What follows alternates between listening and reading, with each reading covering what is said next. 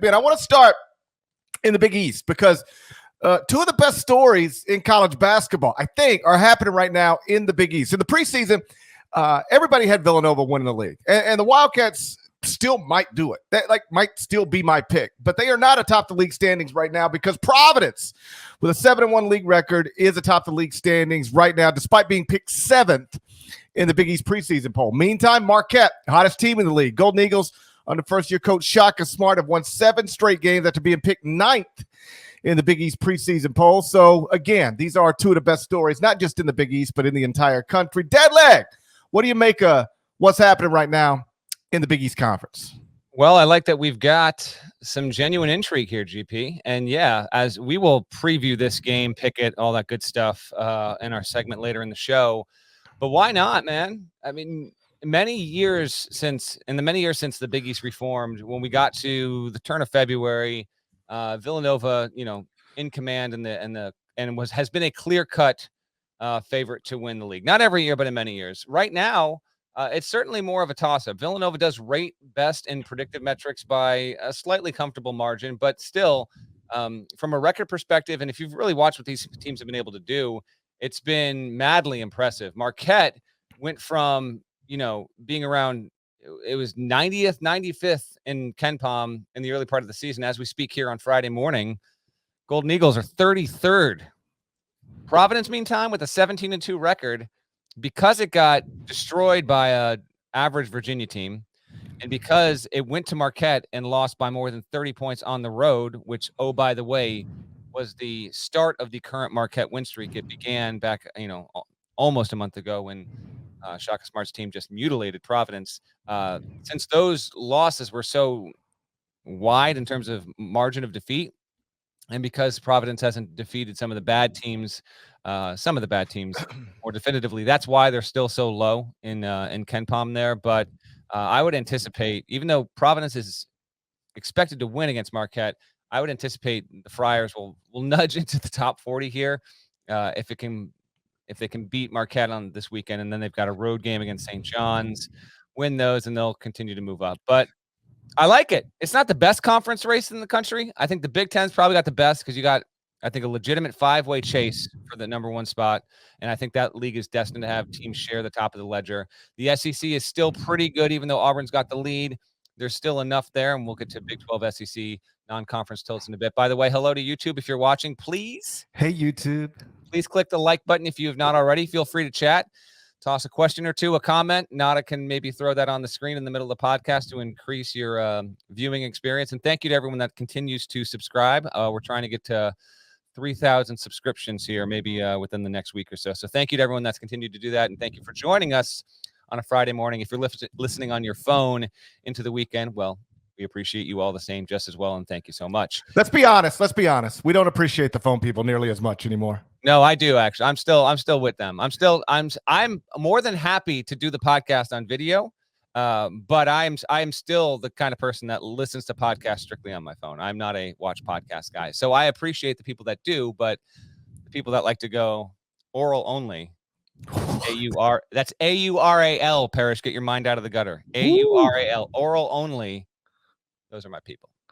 Anyway. By the way, I get the same emails you get. We don't click the like button. We smash it. Like Brandon Davies would. However you like to handle the like button is up to you. That's completely your call. As to your question. What was my question? I don't know. You wanted to start in Big East.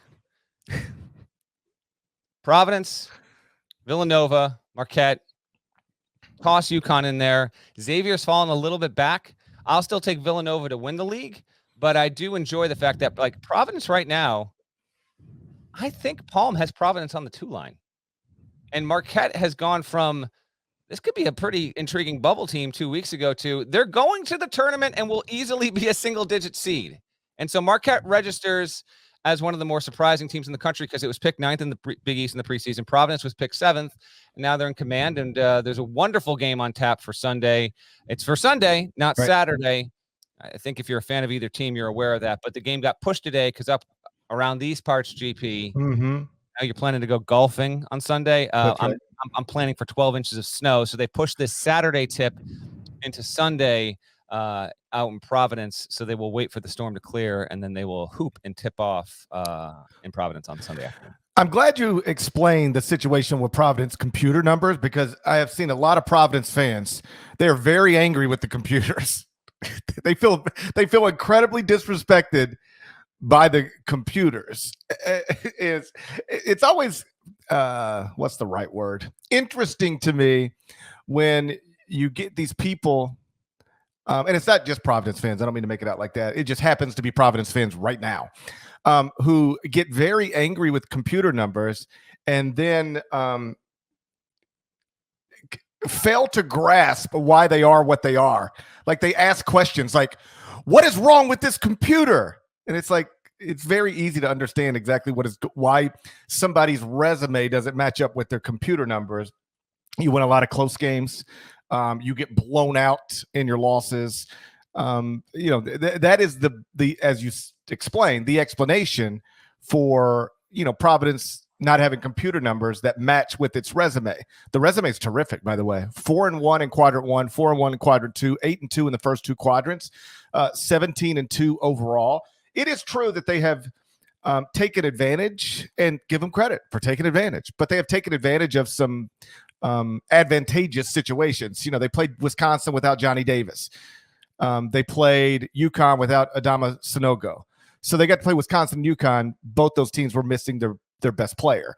That's helpful. But, whatever. Take advantage of the situations that you're in. That team is doing it. But the resume clearly doesn't match the computers. And you don't have to wonder why or be angry at the computers. It just, as they say, it is what it is.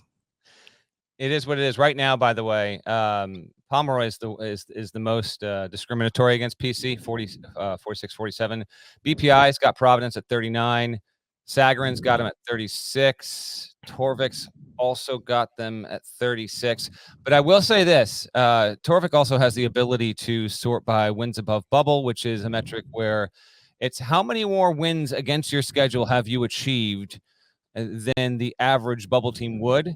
And right now, here are the top 5 teams in the country versus their schedule. Again, think of it as it's not exactly this, but it's similar in concept to, if we have baseball fans that are clued into the podcast, and shouts to the people that might love baseball and then swoop right into college basketball season, then go right into baseball season. Those are the sunrise, sunset sports on the calendar. The WAR stat with baseball, wins above replacement player, similar. So here are your top 5 teams in the country in wins above bubble this year, again, according to Torvik's sortable metric on his site. Do you know how to sort wins above bubble on the site, GP? I've never tried it, but okay. I'm confident I could figure it out. I've been spending most of my free time mastering Wordle. Okay, did you get the word today? Haven't played yet, but 2 nights. But the night before, so yesterday, 3rd try. Nice. No one be a jerk. Don't spoil it in the chat. It took me 6 tries. Got a few friends that well, they're maniacs with this, and they do it in like the 6 a.m. hour, and I'm never up before 7 a.m. So every time I wake up, got the best wife in the world. I never have to get up before 7 a.m. So I'm waking up to text messages every morning from 2 or 3 friends that do the Wordle in the 6 a.m. hour, and all of them, it took them 6 tries to get this. It took me 6 tries as well. So it's not like an absurdly tough word, but it's a little tricky. That's all. Anyway, wins above bubble. Top 5 teams, best performance against their schedule this season. Auburn is 1, Kansas is 2, Baylor is 3, Wisconsin is 4. The Providence Friars are number 5. So against what they've played, that goes to show you that even though from a predictive standpoint at this point, Providence is not viewed as a top 30 team by any predictive metric, it has still performed well. That's you're evaluating the team through a different kind of lens. If you're curious about the back end of that, 6 is Purdue, 7 is UCLA, 8 is Arizona, 9 is LSU, and then 10 is Gonzaga. I think this is a lot of fun. I was actually going to go to the Marquette-Providence game had it been on Saturday, but it got put, and there not been snow. But it got pushed. We will obviously have to podcast on Sunday, and you got the NFC and AFC championship game. So I'm going to stay tight at home, take care of the snow in my driveway, and watch from afar. But that's a big time game, and it'll be huge news for either team, because if Providence can win on Sunday, and again, we will pick this game for formal purposes once we get to the final 4-1. If the Friars can win, they will get to 18-2. They haven't been this good, this deep in the schedule from a record standpoint, GP, in 45 seasons. And I don't believe, I thought I saw this scroll across the screen when they won against Xavier the other night. I don't think Providence has ever started 7-1 in Big East play. I think I saw that on the TV screen. They'll be 8-1, still in command of the conference if they can do that, and then staring down a couple of winnable games that are on the road after that. They will have St. John's and then Georgetown. Meanwhile, if Marquette can win, it would move to 16-6, extend its winning streak to 8 consecutive games, move to 8-3 in the Big East, and then become a viable contender to actually win the Big East regular season championship by pure nature of getting this win. It would mark 3 wins in their past 4 games that came on the road, Villanova and Seton Hall being the other ones there. So nothing but the huge ups for our guy Shaka, because he's been phenomenal so far this season. And Justin Lewis has moved into the discussion for Big East Player of the Year. I think after what he was able to do the other night, I just don't think it's deniable at this point. Justin Lewis was off the radar heading into the season, but the second-year player is now averaging 16.6 points, 8 rebounds, 2 assists a game, more than a steal a game. He's been awesome. Now, Tyler Kolek's been great leading that offense as well. Daryl Morcell, I voted him one of the top 15 defenders in the country when I had to do my midseason Defensive Player of the Year rankings earlier this week. So they've got a lot of pieces, but in my opinion, it has been Lewis above anyone else. I think he's been as impactful as anyone on Villanova, Nate Watson, or anyone else on Providence. It's been an awesome story, and I think Marquette fans got to be over the moon at this point, because they were. I remember a year ago, not even a year ago, when we were talking about Marquette and Steve Wojciechowski and would he leave, would he not leave, and I did not sense that he would be exiting after the end of last season. Obviously, that was an incorrect call. Marquette wound up floundering a bit down the stretch, but it wasn't brutal. They actually won 4 of their final 5 regular season games to end the season last season, and then they were a one and done. They got embarrassed in the Big East tournament by Georgetown, and that just led to a change there, and that was clearly the right move. Shaka Smart seems like a wonderful fit, and he's outperforming in year 1. He's been one of the 3 or 4 best new face, new place kind of coach, up there with the likes of a Tommy Lloyd, TJ Otzelberger, you name it. And part of that is expectation. Otzelberger, even Ben Johnson at Minnesota. We'll see if they wind up getting the tournament or not. But these were teams that were not projected to do well in the first season under the new coach. And now Marquette is more than doing well. I mean, Marquette looks like, if you watch them play, I've seen like 5 of the past 6 games. If you watch what they are actually doing on the floor to these teams, they are looking Sweet 16 level. I love these kind of plot twists that the season always provides us across the country with different kinds of teams. And credit to Shaka Smart and that staff. They have been able to uncover something here, and I don't think it's fool's gold. Yes, Marquette's going to lose a couple more games, but no reason to believe this team will be anything other than a single-digit seed by the time we get to the NCAA tournament. The resume has a few warts on it, but whatever, man. You ride with it, house money situation, and this is one of the 2 or 3 best games of the weekend as far as I'm concerned on Sunday. Golden Eagles at Friars. You mentioned wins above bubble. It almost lines up exactly with strength of record right now. If you focus on strength of record, Auburn is 1, Baylor is 2, Kansas is 3, Wisconsin is 4, and Providence is 5. So, I can't wait for that game on Sunday. And you mentioned Justin Lewis for Marquette. Just some more details on him. He's averaging 16.6, 8 rebounds per game, 16.6 points, 8.0 rebounds per game. He's a 6'7" sophomore who is shooting 44.3% from 3, starting to get some NBA attention. Like, he was a borderline top 100 guy coming out of high school, class of 2020. He was the other guy in the Dawson Garcia class, and now he's the star at Marquette. Had 33 against Seton Hall, averaging 23 in his past 4 games, hit the game winner at Villanova. He's been terrific. And then on the other side, you spent some time on Shaka, who is obviously doing a terrific job. Ed Cooley also doing a terrific job with this team. This is a guy, I think most people know the story, grew up in Providence, so he's coaching in his hometown, and has obviously had opportunities to leave, but has, stayed right there at home. And I know that, like, because I saw Ed talking about this the other night. Words like lucky have been thrown around. Like, Providence has been lucky. I hesitate to use that word. I think Providence has been fortunate in some cases, as previously noted. They got to play Wisconsin when Johnny Davis wasn't there. They got to play UConn when Sonoga wasn't there. Those are fortunate situations. But I don't necessarily assign winning close games to luck. I mean, I know that that is a factor that comes into. I get it, but I just think we talk all the time about coaches who have lost their teams or aren't connected with their teams or something's wrong, and it just seems like Ed is really connected with this team. I love the way he talks about them. Over the last weekend, I guess they were playing Butler, maybe on FS1, a Sunday afternoon, maybe. And I was watching that, and they're down in the second half, and they've got a camera in the huddle, and just how calm he was in that huddle and how good he was in that huddle, I thought was really impressive, and it said something. It said something about him, and I think his calmness trickles throughout that team. In fact, earlier this week in studio at CBS Sports Network, we had Renee Montgomery in with us for the first time, who is awesome, by the way.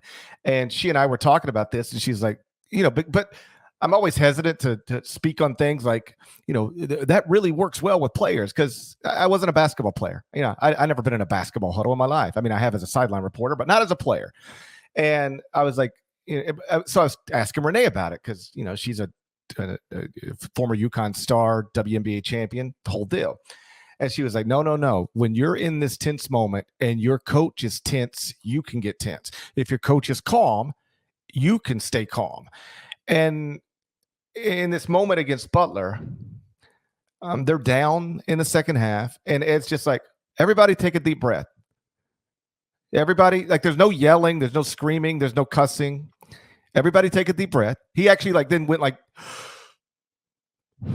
do it with me. Everybody do it with me. Let's take a deep breath. We're fine. We're at home. There's a lot of time left on this clock. We're going to be fine. We're going to win this game. And then the team goes out and they're just settled and composed, and then they go knock that out. And then after the win earlier this week, an incredible win at Xavier, the post-game interview, he was just talking about his team. And there's just little words that he talks about them really fondly. You can tell he loves coaching this team. And this is a little thing that maybe I only noticed, but when he talks about his players, he calls them men. I'm really proud of our men. I love the way our men are playing right now. You get so many coaches talking about kids, or even media members talking about kids. I always, like, again, small thing, but I always roll. They're not kids. I have kids. These are men.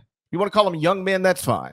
But, no college basketball coach is actually coaching kids. And yet people throw around the word kid all the time. They're men. Young men, perhaps. I think I heard a Joe Burrow kid reference in the past couple of days, too. Yeah, it's just like, stop it. My man's a game away from the Super Bowl. Yeah, they're not kids. And Ed doesn't talk about them like they're kids. He doesn't refer to them as kids. When he was talking about his team after the win this week, he said, I'm paraphrasing here, but I'm really proud of our men. I'm really proud of the way our men handled that situation. I don't know. It just seems like they got something really clicking the right way. All over the country, there are places where things just have gone sideways for a variety of reasons. And at Providence, I really think you could argue that they could not have been going better. And sure, some of that is fortunate situations that they've taken advantage of, whatever. Most of it is because they got a damn good coach, some really good players, and they've connected and come together really, really well. All right, before we wrap and move to the next topic, just in talking to the Big East about it at large here, Villanova is 15-5, has lost one game since December 17th. That was at home to Marquette. So Nova sitting at 8-2 in the league. It opened its season with a loss at Creighton, so it started 0-1, and then the other losses against Marquette. We're not going to preview or pick this game. Villanova will play St. John's at home on Saturday, so Nova should probably move to 9-2 over the weekend, and then on Wednesday it will play at Marquette. We might do a quick little talk on that on the Sunday episode, setting up for what could obviously influence the league standings. And then UConn still in it, 14-4 on a 4-game winning streak, sits at 5-2 in the conference. Obviously, there still needs to be some dates that need to be added in terms of conference play overall, but UConn's still in there. But it's one of those 4 teams that's going to finish atop the standings if it's not shared. It will be UConn, Nova, Marquette, and Providence. And so good on the Big East, which right now is I think relatively easily moving toward 5 NCAA tournament bids, and I think that 6 is on the table.